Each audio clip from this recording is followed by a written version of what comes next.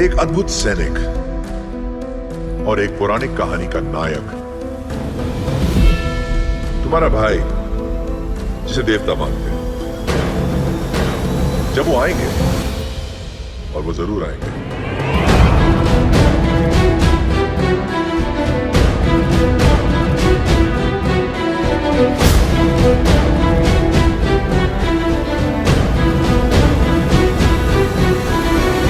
Quit India movement का दौर था। असम में 20 सितंबर 1942 के दिन तेजपुर से 82 मील दूर गहपुर थाने पर तिरंगा फहराया जाना था। आंदोलनकारियों का ग्रुप भारत माता की जय बोलता थाने की ओर बढ़ रहा था। तिरंगा थामे 18 साल की लड़की जुलूस के आगे आगे चल रही थी। युवती का नाम था कनकलता बरुआ। 1924 में जब पूरा भारत देश की आजादी के लिए लड़ रहा था और सभी को महात्मा गांधी जी के जेल से छूटने का बेसब्री से इंतजार था, असम के बारंगबाड़ी गांव में कृष्णकांत बरुआ और कर्णेश्वरी देवी के घर 22 दिसंबर 1924 को कनकलता जैसी वीरांगना का जन्म हुआ। बचपन में ही कनकलता अनाथ हो गई थी, जिसके चलते उनके पालन पोषण का दायित्व उनकी नानी ने संभाला। इन सब मुश्किलों के बावजूद कनकलता का इंडिपेंडेंस स्ट्रगल की ओर झुकाव लगातार बढ़ता गया। वो कक्षा 3 तक स्कूल गई, लेकिन फिर अपने छोटे भाई बहनों की देखभाल करने के लिए पढ़ाई छोड़ दी। वो महात्मा गांधी, किरण बाला बोरा, विष्णु प्रसाद राभा, ज्योति प्रसाद अग्रवाल सहित अन्य से मोटिवेटेड थी। महात्मा गांधी द्वारा क्विट इंडिया मूवमेंट शुरू करने के बाद उन्होंने स्टूडेंट के रूप में मूवमेंट में गुप्त रूप से मिलना शुरू कर दिया। उसने और उसके भाई रजनीकांत ने अपने परिवार को क्विट इंडिया मूवमेंट में शामिल होने के लिए राजी कर लिया। वो शांति वाहिनी में शामिल हुई, जिसे असम कांग्रेस कमेटी ने रात में गांवों की रक्षा करने के लिए और प्रोटेस्ट के दौरान शांति बनाए रखने के लिए स्थापित किया था। 1934 में जब भूकंप आने की वजह से गांधी जी को अपना सिविल डिसोबीडियंस मूवमेंट रोकना पड़ा, उस समय कनकलता केवल 7 वर्ष की थी। तब गमेरी गांव में एक सभा बुलाई गई थी। उस वक्त वो केवल 7 साल की थी। उस सभा के host famous leader Jyoti Prasad Agarwal थे। ज्योति प्रसाद अग्रवाल असम के फेमस पोएट हुआ करते थे। उनके द्वारा असमिया भाषा में लिखे गीत घर घर में काफी लोकप्रिय थे। कनकलता भी अग्रवाल के गीतों को बहुत पसंद किया करती थी।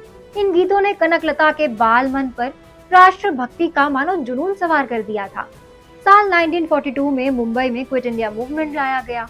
क्विट इंडिया मूवमेंट धीरे धीरे ब्रिटिश गवर्नमेंट के विरुद्ध देश के कोने कोने में फैल गया। इस बीच असम के नेताओं को गिरफ्तार कर लिया गया। इस केस के बाद असम में अंग्रेजों के खिलाफ आंदोलन और तेज होता चला गया। इसी बीच कनकलता मृत्यु बहिनी से जुड़ गई। 20 सितंबर 1942 को बहिनी ने फैसला किया कि वो लोकल पुलिस स्टेशन पर ध्वज फहराएंगी। ऐसा करने के लिए बरुआ ने गांव वाला एक जुलूस निकाला। इस वक्त उनकी उम्र 18 साल से भी कम थी। 20 सितंबर 1942 को एक गुप्त सभा में तेजपुर की कोर्ट पर तिरंगा झंडा फहराने का फैसला किया गया। गहपुर थाने के चारों तरफ से लोगों का जुलूस शामिल होता चला जा रहा था। कनकलता दोनों हाथों में तिरंगा झंडा था में उस जुलूस को लीड कर रही थी। पुलिस थाने के इंचार्ज रेप्ती मोहन सोम रेवोल्यूशनरीज के आंदोलन के खिलाफ कार्रवाई करने के लिए पहले से ही तैयार बैठे थे। मृत्यु बहिनी का कारवा तय थाने के पास आ गया। थाने का प्रभारी PM सोम जुलूस को रोकने के लिए सामने आ खड़ा हुआ। कनकलता ने उससे कहा, हमारा रास्ता मत रोकिए, हम आपसे संघर्ष करने नहीं आए हैं, हम तो थाने पर तिरंगा फहराकर स्वतंत्रता की ज्योति जलाने आए हैं, उसके बाद हम लौट जाएंगे। थाने के प्रभारी ने भीड़ को डांटते हुए कहा कि यदि तुम लोग 1 इंच भी आगे बढ़े ना तो गोलियों से उड़ा दिए जाओगे। जुलूस में मौजूद लोगों के नारों से आकाश गूंजने लगा था और जुलूस नहीं रुका। पुलिस द्वारा जुलूस पर गोलियों की बौछार कर दी गई। कनक शेरनी के समान गरज उठी, हम युवतियों को अबला समझने की भूल मत कीजिए, हम किसी से क्यों डरे, हमारी स्वतंत्रता की ज्योति बुझ नहीं सकती। हम पर गोलियां चला सकते हो, पर हमें कर्तव्य विमुख नहीं कर सकते। फिर वो करेंगे या मरेंगे, स्वतंत्रता हमारा जन्मसिद्ध अधिकार है। जैसे नारों से आकाश को गुंजाती हुई थाने की ओर बढ़ चली। पीछे से जुलूस के नारों से आकाश गूंजने लगा। इस पर पुलिस ने जुलूस पर गोलियों की बौछार कर दी। पहली गोली उस कनकलता ने अपनी छाती पर झेली, दूसरी गोली मुकुंद काकोती को लगी, जिससे उसकी तत्काल मृत्यु हो गई। इन दोनों की मृत्यु के बाद भी गोलियां चलती रहीं।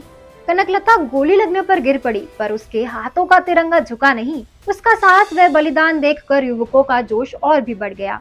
फिर भी ग्रुप के सदस्यों में थाने पर झंडा फहराने की होड़ सी मच गई थी। हर एक व्यक्ति सबसे पहले झंडा फहराने को बेचैन था। इसके कारण गोलियों की परवाह न करते हुए वो लोग आगे बढ़ते गए। कनकलता के हाथ से तिरंगा लेकर गोलियों के सामने सीना तान कर युवक आगे बढ़ते गए। एक के बाद एक गिरते गए, पर झंडे को ना तो झुकने दिया और ना ही गिरने दिया। उसे एक के बाद एक दूसरे के हाथ थामते गए और लास्ट में रामपति राजखोवा ने थाने पर झंडा फहरा दिया। कनकलता बरुआ को बीरबाला और शहीद भी कहा जाता है। एक इंडियन फ्रीडम फाइटर और AISF नेता थी। उन्हें 1942 के भारत छोड़ो आंदोलन के दौरान राष्ट्रीय ध्वज के साथ एक जुलूस का नेतृत्व करते हुए ब्रिटिश पुलिस ने गोली मार दी थी। महज 18 वर्षीय कनकलता अन्य बलिदानी वीरांगनाओं से उम्र में छोटी भले ही हो, लेकिन त्याग और बलिदान में उनका कद किसी से कम नहीं था। और ऐसे ही एक स्वतंत्रता सेनानी की कहानी लेकर आ रहे हैं SS राजामौली जी अपनी अगली फिल्म RRR 2 में, जिसमें दो स्वतंत्रता सेनानियों की दोस्ती और ब्रिटिश राज के खिलाफ लड़ाई दिखाई जाएगी। आज की कहानी आपको कैसी लगी ये हमें कमेंट करके जरूर बताएं। और हाँ, अगर आप भी सिनेमा की दुनिया से जुड़ना चाहते हैं और काम करना चाहते हैं तो डिस्क्रिप्शन बॉक्स में दिए हुए जॉब लिंक पर क्लिक करें और इस अपॉर्चुनिटी का ना भरपूर फायदा उठाएं। आज के लिए बस इतना ही। अब मैं पूर्णिमा लेती हूँ आप सभी से इजाजत। ये वीडियो पसंद आया हो तो इसको लाइक और शेयर करें, साथ ही सब्सक्राइब करना ना भूलें बॉलीग्राड स्टूडियोज को।